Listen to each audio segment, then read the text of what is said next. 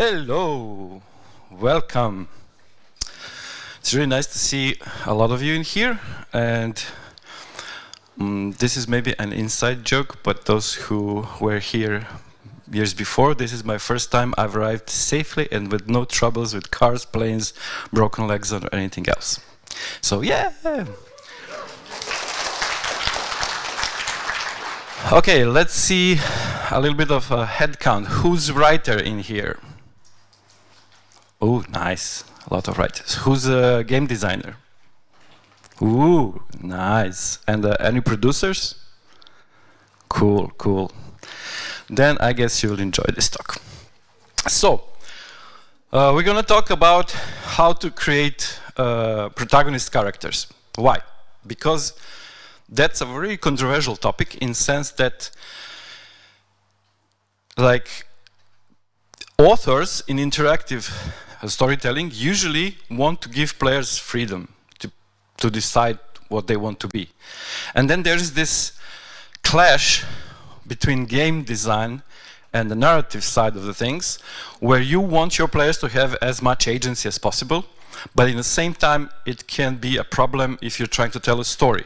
Because stories can be interactive, can be non-linear, but we, as human beings, we're creatures of pattern, and we are creatures who live inside the story. So this day is one episode in your life, you're the main character, and you get to make choices which flow linearly, and your choices, you can wonder like what could be, what should have been, but in the end, it's a story determined by your choices. So when we're crafting interactive stories, especially if we're crafting a game where stories accompanying the game, it's not primarily narrative, there's always this little discrepancy between player's agency and player character. So a lot of times authors we want to create as open characters as possible, but then they find it's a bit difficult to fit in the story. So who am I to talk to you how to make characters? Well, this is what my friends think I do, like, oh, creative thing, you know, writing for games, wow, cool. This is what game studios think I do, like, write, invent concepts. This is what I'd like to think I do, like being a narrative architect and considering all the aspects of the story which is important for the game. At least I hope that I do something like this, but in fact, I do this. Yes, I'm a narrative plumber. I wish my clients call me before it's too late, but usually it's like, oh shit. Yep. So, I was a game designer, game producer. I started a bit before as a game journalist, creative writing teacher, so I combined the two great passions of games and storytelling into being a narrative designer. Can you guess the beautiful machine that these parts will form? No, I see on your faces that you have no idea. It's a pile driver! Yay! Okay, why this question? Because you see, until the system is complete, we rarely have a chance to know what we cannot guess the machine, but each of these parts is necessary to make this pile driver, and usually in good engineering there will be as few elements as possible as to not create friction. The same thing is with writing. Characters are one of the elements in your game and in your story, and you have to create them with as many moving parts as possible. It goes for all the other narrative elements, of course, but we're dealing with characters now. Okay, so who in this picture is a game writer? One in the middle, the sad one. 100 points for the lady. 100 points for the lady, that's true. Because, yeah, usually, that's why I asked if there's producers. Because producers will usually be like, yeah, we need this shit. And game designer will be like, oh, I've created this mechanic and I won't budge for anything in the world. And then the game writer is like, yeah, sure. And they, you know, God knows what they're trying to bake here, pie or pancakes or whatever. So, can you guess the game by these characters? Who? Zelda, Peach. Yeah, Zelda and Peach. I mean, they look quite similar. They're both princesses. They both have similar color scheme, but somehow we still can tell them apart. At least one person can. Who's who? Come on, yell, shout, speak up. Bravo, 100 points. But don't they look a bit the same? Like they have weapons, they have armor, they have faceless mask.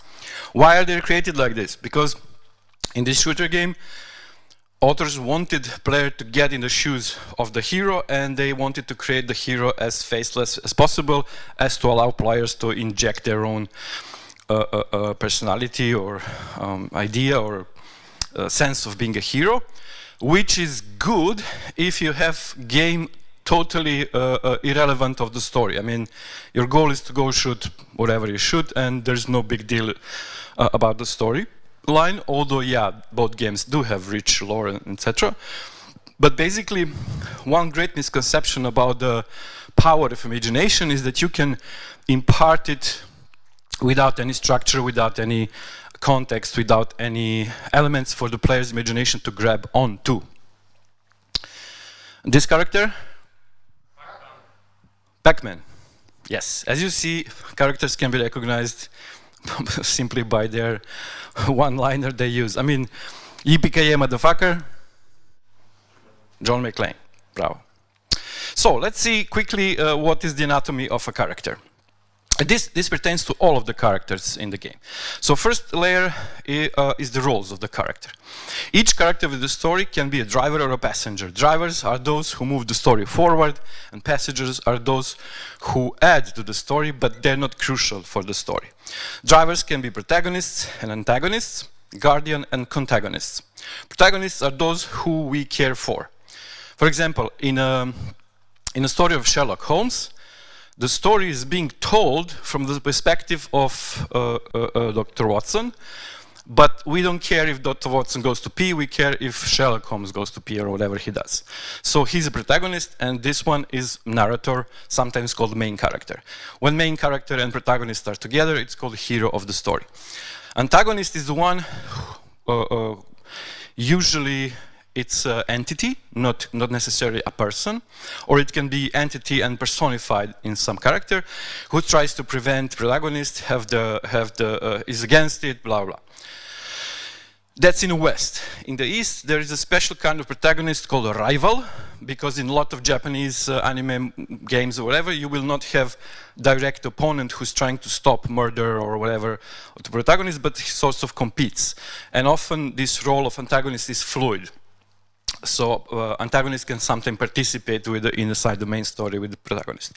Guardian character is the one, of course, who supports main character with lore, knowledge, skill, blah blah. Those are teachers, mentors, people who sort of take the protagonist until the protagonist is ready and able to fight the big fight. Otherwise, you will have Mary Sue characters. So that's why guardians are important drivers, because if a protagonist is just born wonderful, then no big story there.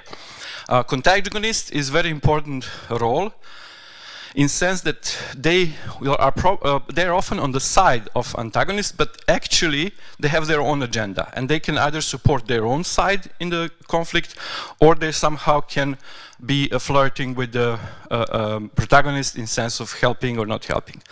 So for example, in Star Wars, who's a contagonist? Han Solo. No, wrong, minus 100 points. It's Darth Vader. Darth Vader is not antagonist. He works for the main antagonist, the Empire, but in fact he has his own agenda. Join me, son, and we will rule as father and son. He has his own, plan. Passengers are important because they have different roles in the story which support the main character in the story. And these four classifications is just the basic one. They can be whatever you want them to be, and usually they represent one value, loyalty or family of something or something important.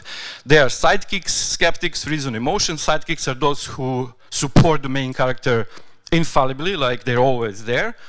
Or like, I don't know, Sam Gamgee, for example. Skeptic is Han Solo. He's like, oh, this is not going to work, but he still sticks around. Reason characters are those who are predominantly telling the player or the audience that some idea that the protagonist came up with is not smart or is smart, or they make plans, or things like that. And emotional characters are there to express the emotional state of the moment. So, for example, in Star Wars, emotion character is Chewbacca. Yes, bravo, Chewbacca. He reacts with 100 points for you. So he reacts with emotions, like, oh, food, or something like that. So, and who's the reason? Yes, of course, Princess Leia, bravo. You all deserve 100 points. So, next part of the anatomy is what makes the characters. This is like the skeleton of the characters. And it's what, why, and how. And this will actually also determine how important your character is for the story. So, when you're talking about writing characters, you have to see all of your game, entirety of your game, or book, or movie, or whatever, as a big barbecue. So you stoke the fire, and fire is burning, and depends on how big your narrative space is, that's your fire. And then when you add meat onto the grill, if you add a lot of meat, you'll need a lot of fire. So sometimes you will want your main food to be something that needs to be cooked a long time, but you also want to have a bit of sausages that can just be lightly grilled. Same is with the characters. The protagonist will have what, why, how, and usually all the driver's characters will have their own specific what, why, and how, but side characters, NPCs, which are like quest givers or something, they will have one of these, so you don't have to create all the characters. Why?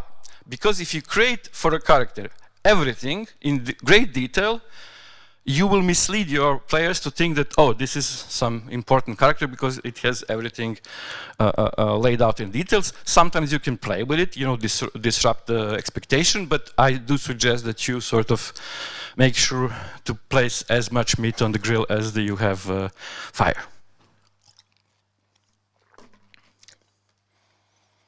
So, what is goals? These goals are anchored to the plot.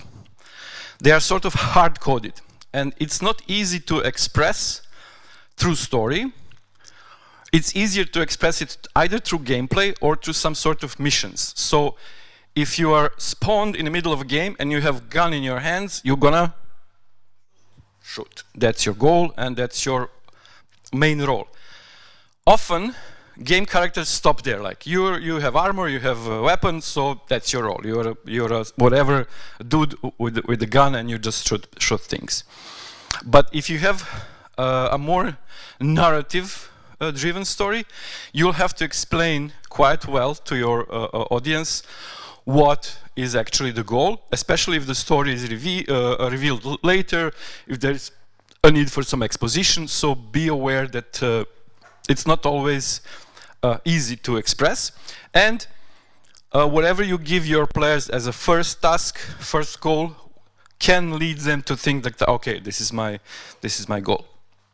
Anchor to the plot means that basically your genre of the game can be expressed through these first goals, but also, for example, if we imagine that Luke Skywalker, decided to obey his uncle and stay on the farm, we would have, farmil Star Wars, and not really the epic drama that we love to see.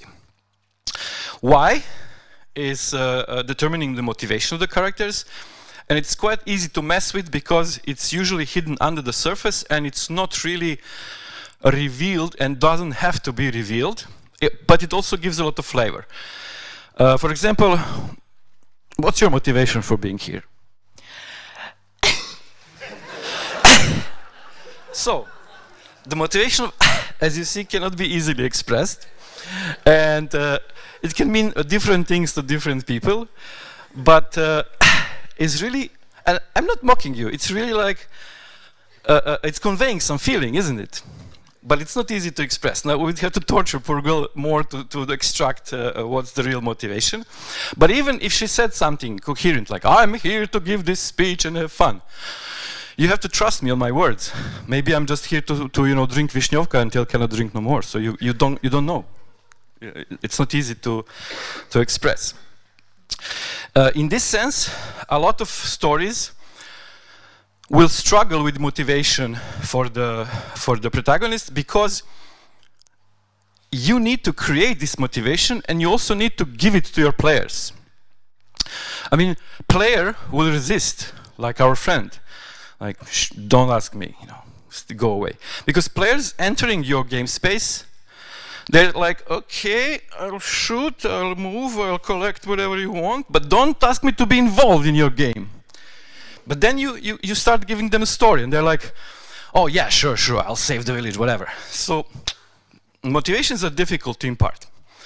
And luckily, you don't have to press it upon your player, because it can be hidden under the surface and can be presented in different ways. For example, one of the best writing of motivation I've seen is a game called Abaddon the Black Fortress by Spiders of Games. So you create a hero character, and he's either ninja or magician or whatever, and you start as an agent of this powerful fortress. And at the first mission, a peasant appears and says, oh, you've become an agent of the Black Fortress. How nice, why did you do it? And then you have a list of 14 answers. To be rich, to be famous, to right the wrongs, because my mama made me do it, whatever. And this question doesn't have any consequence on the gameplay whatsoever. Till the end of the game, you don't see peasants saying, aha, you answered like this, and now you're behaving like this. Minus 100 points. No. The game simply gives you the choice to pick one of the 14 answers, and it stays with you as your motivation. It's a little trick, but it shows how important motivation is and how difficult it is to impart to the protagonist character. But it's also not easy to import in other characters, and it's very important for antagonists, because usually the lamest antagonists are those who make evil just for the evil's sake, or, oh, I'm an artist of evil, I enjoy in pain, blah, blah. These are really not so good motivations to have in your game, unless you want to create a parody, of course, or something like that. Yeah. So the last one is ethos. How? How is the player gonna fulfill their goals and act upon their motivation? It provides a groundwork for alignment. So this is how we know if a character is good or bad. And there is this very tricky thing in all the storytelling, which is considered traditional, like movies, literature, whatever, music. There cannot be antagonist, protagonist. So you can have anti-hero or a hero with flaws, or you can have mean hero, but you cannot have evil hero, antagonistic hero. Why? Because, like, I don't know, why we cannot divide by 0? That's simply out of question. You know, it cannot be done.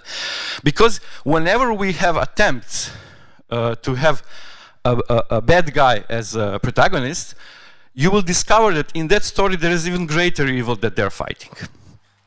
Games are the only narrative medium I know that can actually have evil characters. And it's not just asshole characters, it's literally you can be, you know, mastermind of evil. And that's also something to consider, especially if you want to have your characters somewhere on this alignment scale, if it's relevant for your game.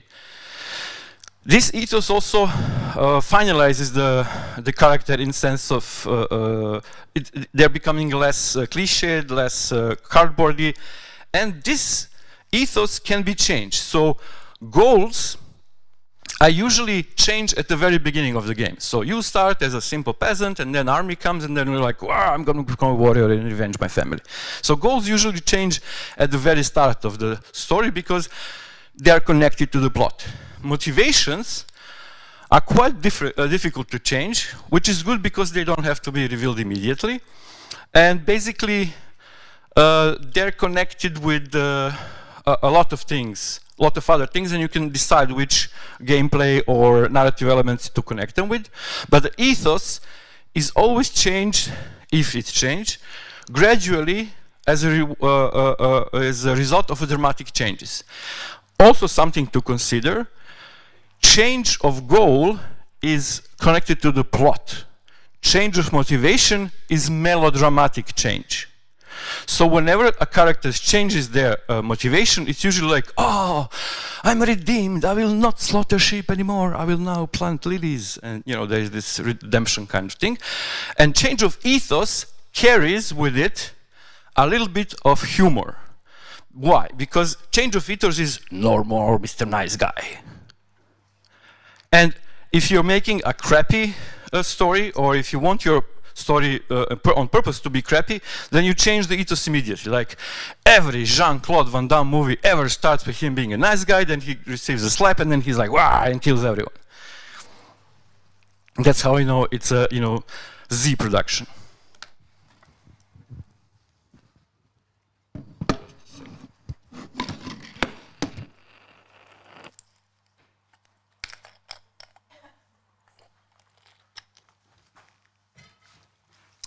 But also, this is a great way to build your antagonists as well, because the best antagonist is the one who has all the same goals and all the same motivations like the main character or protagonist, but he will do everything, and all he will use drastic measures to achieve the goals, and that's how we know who's bad, who's good. Okay, the last thing is about details, and this is important because in game development, especially in big studios, sadly things start from here instead of from the very beginning. So it's usually like, oh, here's this form, invent a name, how old the character is, what will they look like, will they have spiky hair or whatever, and it's usually how design of characters starts with. And it's horrible. Because at least we should start from like, why do we need this character in a game? If not from the very top, like, oh, what are their goals, motivations, and blah, blah. I mean, right now I'm working with the studio and they're like, oh, we need a new character for our casual games, so tell us how he or she looks like and what will happen. Like, how? Why? I mean, is there something we need in this game? Oh, no, just invent something. Tell the artists what to do because they will otherwise be bored, And they're like, fuck, okay. So, yeah, I mentioned this because these are important parts. This is not something to be sneezed at. And yes, the character needs a visual appearance which will tell something. I mean, can you tell a story about me? He likes to eat. He's trying to dress nicely, but he's really failing. Whatever. He didn't shave. He's lazy ass bastard. Yes. No broken legs. Yes. So yeah, there are a lot of things that can be gleaned through visual appearance, but these are not something to base the character on. Also, when I say character's voice, you have to know that it doesn't have to do anything with the voiceovers. It has to do with the way this character talks. What kind of things we can conclude from the way he speaks. For example, how do I speak? Funny, not funny, curses, sometimes not really too much, blah, blah, blah. So you can glean some little bit, oh, he's not native speaker for sure, blah, blah. So there are some bits and pieces that are very important to, because that is something that the player is communicating with. And it's especially tricky when you're trying to craft a protagonist. Like, do we voice over our protagonist or do we have silent protagonist? And believe me, silent protagonist, even in the best made games, is not always the best solution. I mean, would Half-Life be horrible with voiceover instead of the silent Gordon? Oh, we can dispute, someone can have this opinion, that opinion, but I'm, for one, as a writer, I'm not sure that the game would lose anything if the Gordon was to have his own voice. So yeah, because we would be able to see, does he really speak scientific language or educated language, or is he speaking in some, janitor's lingo? It could have helped us to place him or something. Well, maybe they left it out because of this. But anyway, when you're crafting a protagonist, do consider what is the frame that you want to give to your players so that they can slip their feet into. So you're crafting a shoe that the player can fit into. You're not just giving them blank slate, because there will be nothing for the imagination to grab onto. So, players as a protagonist is the trouble. The main problem here is agency versus narrative structure. What is the typical approach? Good, evil, neutral. Always this kind of choice. But can any one of you say that they are only good, only evil, or only neutral?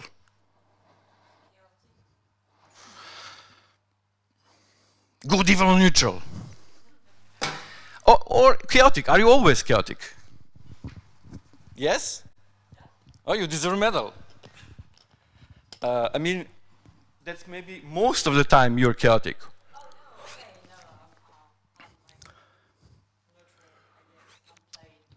Plain.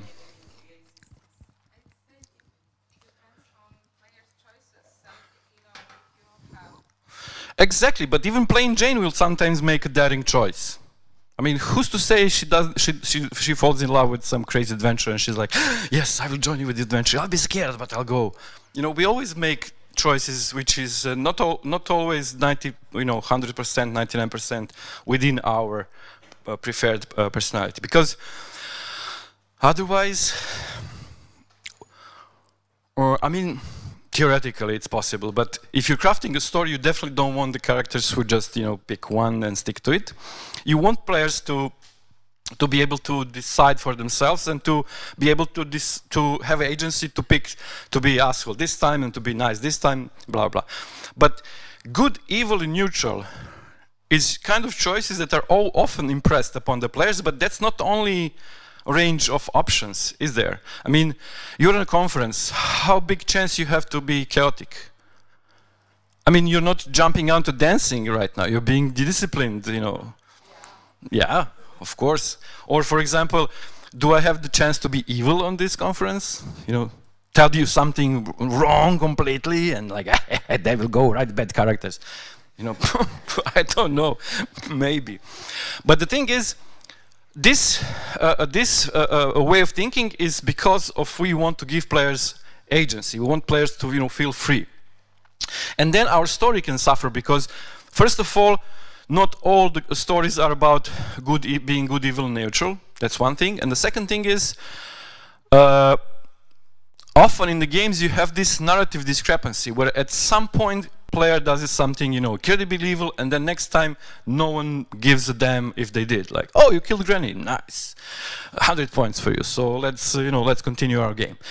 And while it can be made so that it's not breaking the immersion, it forces you for your game to have isolated chunks of narratives. And that can be quite difficult to write, not in a technical sense, but in a sense of telling a story, making your point. Because what is a story? It's not just sequence of events. It's sequence of events because something else happened. The cat drank milk is a simple story, almost just a report. But cat drank a milk and died because the milk was poisoned. That's a story, like, oh, this happens because of that happened before. So to have this sort of consequence in your narrative, you will need to sacrifice a bit of your agency.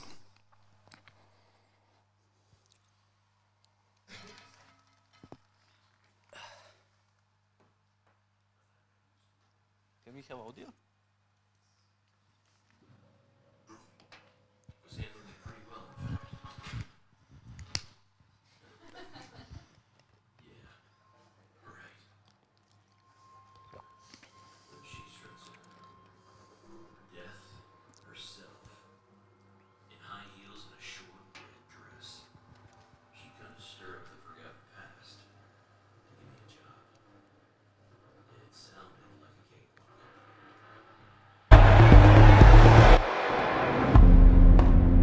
But there was always a catch.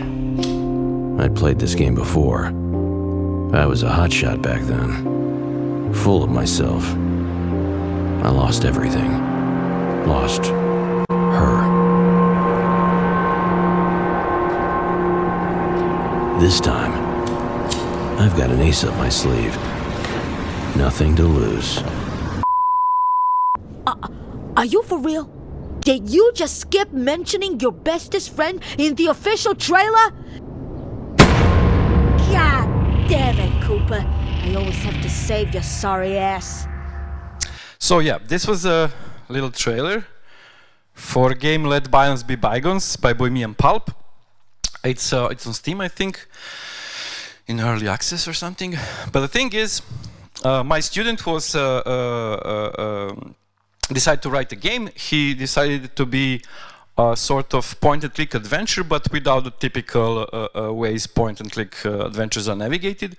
He wanted to be through dialogues and a bit of different approaches to the level and to the story. And so he was challenged because he wanted to create a noir, cyberpunk noir story. And in the cyberpunk noir story, it's not a story about being good or evil or neutral. It's not even a story about being violent, peaceful, or whatever, sneaky. So, because the very genre of noir and this detective type of story, plus the fact that he's making a point-and-click adventure and not a shooter or a free-form or an open-world game, sort of forced him to try to find a better solution. So what kind of options can we have for our noir detective, which are still an options, still open, still making player do the choices, but that will be consistent with the story, so that the story can flow normally, continuously, consequently. And also, there had to be a connection with the gameplay, because if you can choose to be good, bad, or evil, it has somehow to reflect in the gameplay. Maybe good characters cannot use, I don't know, spiked poisoned weapons. Would make sense to me. So he wanted to both create a consequential, reasonable, plausible choices for this character to keep the story and the character clear, so that you as an audience can say, yeah, I want to step in the shoes of a noir detective, but I don't want him to be this cliche or that cliche or linear. I want to have my own choices. So that was the challenge. Yeah, this is just illustration of how he wanted to go through the story. So he started with the boring stuff, like nice guy, bully, or neutral. It didn't work, so he started to think about like aggressive, sneaky, neutral. But again, it didn't make much sense, especially if you know, like, beat someone into a pulp and then next time you're sneaky or something. He didn't like this inconsistency in the narrative sense. The problem with the first three choices is they don't actually affect the gameplay. And the problem with the other three choices is that they can hurt the story. So yeah, they could be good for player agency in the game, but they don't really contribute to the story in a consistent way. Oh, this is not important. Yeah, it was just a typical Forsaken night. Too much liquor, and my unconscious body sprawling across the desk. What a sight. Fortunately, there was no one to see it. No one who cared. Alive, at least. Once a superstar detective, now society's deadweight. Relic rotting in a world of cyber geezers. Losing work to AUGs, hackers, and robocops. No jobs, no money, no friends. It could have been worse. I lied to myself. At least I didn't sell my soul to some cybernetic mumbo-jumbo. But Lady Death was already at my doorstep.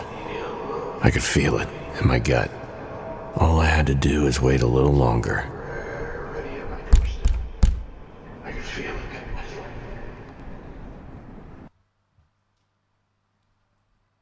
So yeah, he wanted to have this kind of narrative intermezzos.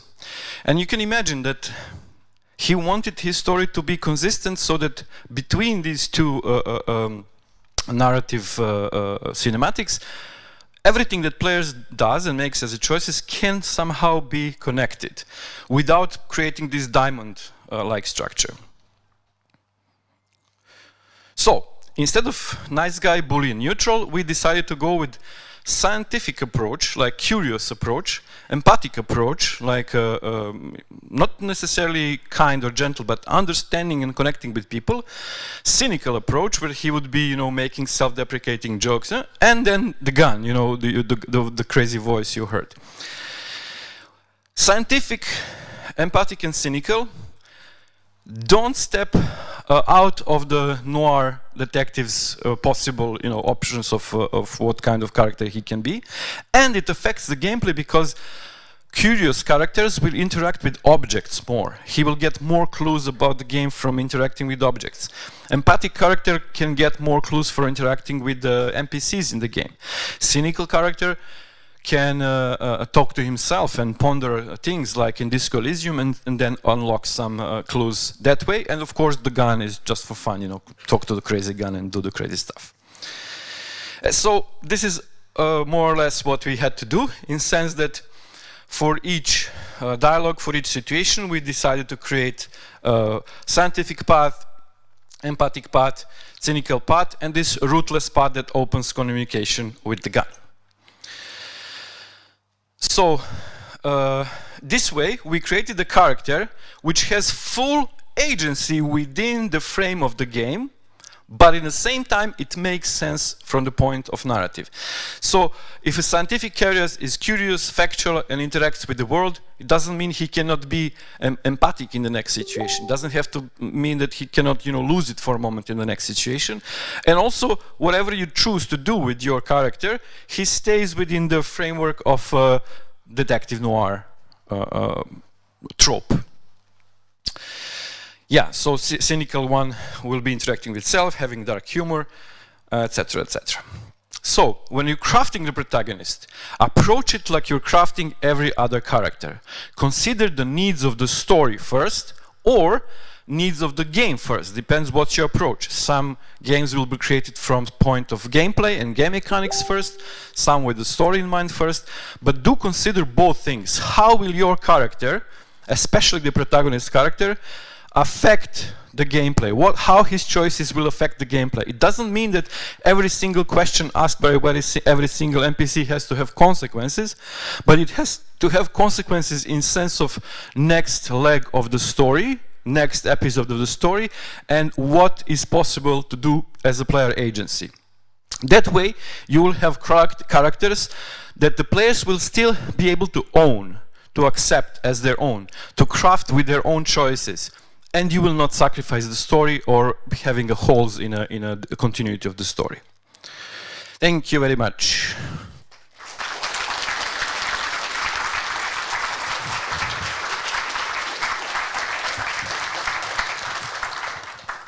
Quick questions. Yes. We have another. It's okay. Okay.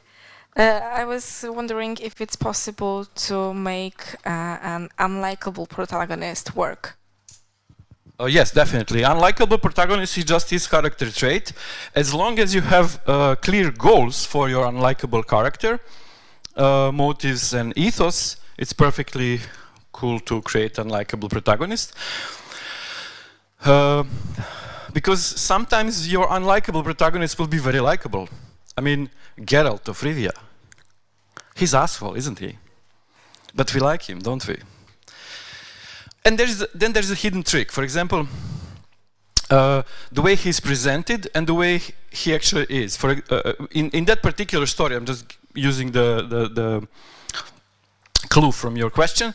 In that story, actually, he's the only ethical character in the world. Everyone else is basically an asshole. He just looks like one. So these are some approaches you can take to creating an unpopular or unlikable character.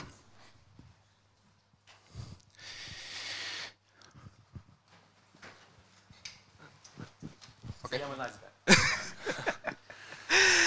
What do you think about characters that have like blurry goals and blurry goals? Like their ethos is not like very clear for the player, and then you can like contextualize it with the ending. Like in Silent Hill 2, for example, that depending of the player actions, you have different ending that contextualize, then make the context of your action during the game totally different depending of the ending that you have, like bad ending, good ending, and so on and so on. It's a very tricky one, and it's something that can annoy the player greatly, because while narratively being a good idea, you have to consider the game design aspect, where signals and feedbacks are very important. For example, something like this was attempted in Metro, and personally it pissed me off. Like, what? The ending depends if I moved forward, if I moved backward, what if I was just scared and shot the fire, you know? So it's quite tricky in a game to pull off, because you don't need to always cater to the flavor and expectation of the audience, but you have to give them some clues and some ideas. I mean, oh, you enjoy me, you enjoy this talk, blah, blah, blah, we meet in the lobby and I slap someone. Like, oh, this is uncalled for. Not really consistent.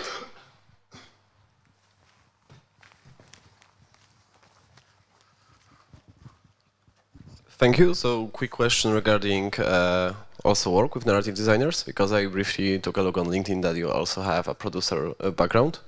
So, especially working as a publisher side of things, how do you communicate like potential risk and issues when you exactly see, on your case, if you have narrative that is created around, you know, evil, neutral, good, and there is nothing in between? How do you communicate this issue with narrative designer? Especially if you are hands-on on the product, but hands-off on the design, because we do not design the game, right? So how do you communicate it with narrative team? Well, usually it means that the problem started much earlier. For example, whenever I'm involved in the project, the first question I ask is why? Why? Sadly, 99% of the time, they don't know why. And that's where all problems come from, because I'm sure that this narrative designer didn't invent neutral, good and evil by himself. I'm sure that they would like to have some other better setup, or whatever element of the story it is. I mean, that's why I'm trying to, you know, I'm a narrative architect, I will construct this, not you. Sadly, you know, you saw this toilet room scene. They're probably forced into it. So you have to identify who's the owner of decision when it comes to this type of story. And it's usually some executive, investor or producer who is afraid to step out of the cliched path. So usually I suggest them the better option, and then like, would this work better for your story or not? Sometimes they say yes, sometimes they say no. Yesterday I had a talk with a studio who had this really insane story. I didn't like it at all, but it works for their game. So I said like, yeah, sure, go with it. I mean, it's your game. Yeah, many questions, not much time. Let's meet outside, okay? Thank you.